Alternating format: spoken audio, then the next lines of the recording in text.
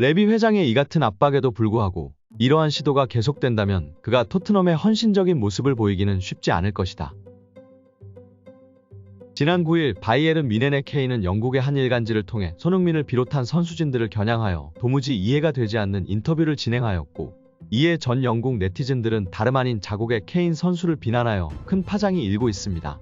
그는 지난 9일 영국 매체 인디펜던트를 통해 토트넘에서 느꼈던 부담감과 완전히 다른 유형의 부담감을 느끼고 있다며, 물론 토트넘에서의 승리 압박도 있었지만 현재 속한 구단 바이에른 뮌헨에서 느끼고 있는 압박감은 차원이 다르다. 첫 두 경기에서 4대0, 3대1로 이겼지만 여전히 선수들 사이에선 경기력이 만족스럽지 않다는 이야기가 나오고 있다. 내 커리어에서 부족한 건 우승이었으며 나는 부득이한 결정을 한 것뿐이다. 몇 해 구단 바이에른 뮌헨으로의 이적에 대한 만족감을 드러내기도 하였습니다. 실제로 그는 실력에 비해 커리어가 부족한 선수라는 평을 듣곤 했는데요. 월드클래스 선수라는 평을 듣고 있음에도 불구하고 13년 무관 행진이 이어졌다는 것은 우리 모두가 아는 사실이었기에 어떻게 보면 당연하다고 할 수 있는 반응이었습니다.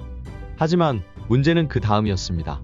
뒤이어 이어진 해리 케인의 인터뷰는 토트넘 팬뿐 아니라 심지어 토트넘 내 선수진들을 불쾌하게 만들기에 충분했는데요.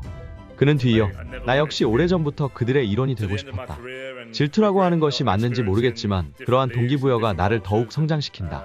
우승 후보 중 하나로 챔피언스 리그에 진출하는 팀은 단지 예선을 통과하길 바라는 팀과는 많은 차이가 있을 수밖에 없다. 이것은 숨길 필요가 없는 명백한 사실이다. 몇 기존에 구성된 토트넘의 선수진의 실력이 부족하여 그가 트로피를 들어올리지 못했다며 토트넘 선수진들을 저격하는 듯한 발언을 이어나갔던 것이었습니다.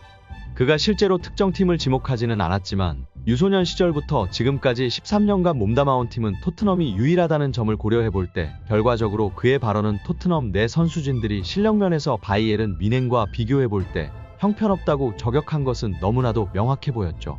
이에 수많은 영국 네티즌들은 그의 SNS에 찾아가 토트넘 팬들은 당신에 대한 존경심을 잃어가고 있다. 내가 어디서 시작했는지 기억하라. 내가 잉글랜드 선수니까 그런 발언에도 무사한 것이다. 아시아인이었으면 진작에 퇴출되었을 것. 이다며 신중하지 못한 그의 인터뷰에 일침을 놓기도 했습니다. 이에 대해 일부 네티즌들은 케인이 틀린 말 한마디라도 했느냐? 몇 케인의 SNS를 찾아가 분노를 쏟아내는 토트넘 팬들을 이상한 사람 취급하기도 했지만 이미 기분 좋게 이별을 한 시점에서 굳이 손흥민을 비롯한 전 소속팀 선수들에 대한 존경을 보이지 않았다는 사실만으로 그가 욕을 먹을 이유는 차고 넘쳤죠. 재미있는 사실은 손흥민 선수와 투톱으로 나서며 빠른 전개 역습을 진행하던 케인은 새로 이적한 뮌헨에서 적응에 다소 시간이 걸리고 있는 것인지 이렇다 할 경기력을 보여주지 못하고 있는 실정인데요. 그는 2경기 연속 최저 평점을 받고 있는데도 불구하고 이전에 몸담았던 팀에 대한 존경심은커녕 쓸데없는 저격으로 구설수에 오르며 뮌헨 팬 역시 이러한 케인의 발언이 다소 경솔했다는 것을 인정하기도 했습니다. 이런 시점에서 다소 발등에 불이 떨어진 자가 있었으니 그건 바로 다니엘 레비 토트넘 회장이었는데요. 지난번 420억의 오퍼에도 불구하고 각종 매체에서 토트넘의 헌신적인 손흥민이 토트넘을 떠나기는 어려울 것이라는 전망이 이어지자 결국 지난 9일 이번엔 835억이라는 기존의 2배에 달하는 금액을 제시하며 본격적으로 손흥민 영입에 불을 지피고 있기 때문이었습니다. 사우디 현지 매체에 따르면 현재 사우디 내에서 구체적으로 제시된 인물은 크게 3명으로 살라, 손흥민, 케빈 더 브라위너가 언급되고 있다고 밝히기도 했는데요. 이에 놀란 다니엘 레비 회장은 손흥민 선수와 3번째 비공식 면담을 진행하며 손흥민을 잡으려 진땀을 빼기도 했습니다. 비공식 면담이 의미하는 바가 무엇인지 궁금해할까 덧붙이자면 일반적으로는 B클럽의 오퍼에 대응하기 위해 경쟁 클럽이 제시하는 금액에 버금가는 이적료를 제시하며 팀에 남아달라는 부탁을 하곤 하는데요. 하지만 토트넘 클럽은 현실적으로 사우디의 오일머니를 극복할 수 없었기에 결과적으로 손흥민을 붙잡기 위해 돈은 더 못 주겠으나 굳이 원한다면 레전드 대우를 해주겠다는 식의 뻔뻔한 제안이 오갔으리라는 사실은 너무나도 뻔했죠. 실제로 다니엘 레비는 과거 케인을 바이에른 뮌헨에 매각할 생각이 없다. 며 경기장 밖에 케인의 동상을 세울 수도 있다. 고 언급한 바 있었기에 축구 매체 전문가들은 이번 역시 손흥민의 이와 필적하는 제안을 받았을 것이라는 추측이 이어지기도 했습니다. 그는 현재 케인에 뒤이어 잘못된 전철을 밟고 싶지 않기에 손흥민과의 계약 연장을 위한 비밀스러운 제안을 진행하는 한편 손흥민이 토트넘을 떠나는 일은 결코 없을 것이라는 호언장담으로 마무시키려 하고 있는 상황입니다.